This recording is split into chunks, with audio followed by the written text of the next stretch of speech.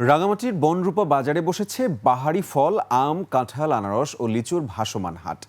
জেলার প্রত্যন্ত অঞ্চল থেকে কৃষকরা নৌকায় এসব মৌসুমি ফল হাটে নিয়ে আসছেন। এবছর এই হাটে ১৩০০ কোটি টাকার বেচাকেনা আশা করছে জেলা কৃষি সম্প্রসারণ অধিদপ্তর। রাঙামাটি প্রতিনিধি ছত্রম চাকমার তথ্য ও ছবিতে ডেস্ক রিপোর্ট। জেনেক্সে শিফট করো, লাইফকে লিফট করো। কাপ্তাই হ্রদের ভাসমান ফলের হাট। প্রত্যন্ত এলাকা থেকে আম, কাঁঠাল, আনারস ও লিচু নিয়ে আসছেন কৃষকরা। এরপর ব্যবসায়ীরা পাইকারি দামে কিনে নিয়ে যাচ্ছেন ঢাকা, চট্টগ্রাম সহ বিভিন্ন স্থানে। এছাড়া শহরের বনরূপা, কলেজ গেট, তবলছড়ি বাজার সহ কয়েকটি স্থানে বিক্রি হচ্ছে মৌসুমি ফল। তবে কৃষকরা বলছেন ফলের ন্যায্য মূল্য পাচ্ছেন না তারা।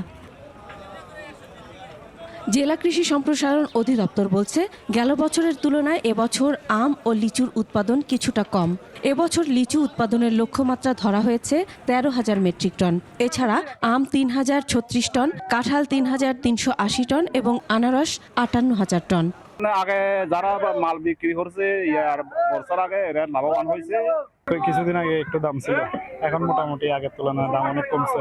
এখন কি করবো, যা ভাই তা বিক্রি করছি আর কি। ন্যায্য মূল্য তো হয় না, একটা সারার পিছনে তো অনেক টাকা খরচা হয়। মনে করেন এগুলো যে আমরা যে উৎপাদন করছি এগুলো খরচ আছে, অনেকটা খরচ। খরচের তুলনায় কিন্তু নিজের দাম পাচ্ছি না। কৃষি বিভাগ বলছে, দুর্গম এলাকার কৃষকরা ফলমূল উৎপাদনে অতিরিক্ত খরচ করছেন, কিন্তু দাম সেই অনুযায়ী পাচ্ছেন না। অনেক রিমোট এলাকাতেই আমাদের বাগানগুলি আছে।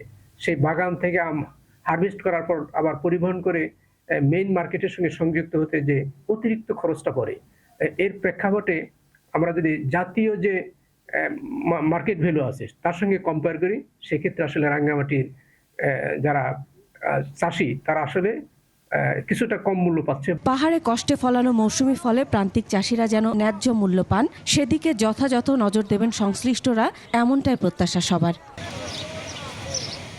মাসুম আল ইসা, ডেস্ক রিপোর্ট, ২১ টেলিভিশন।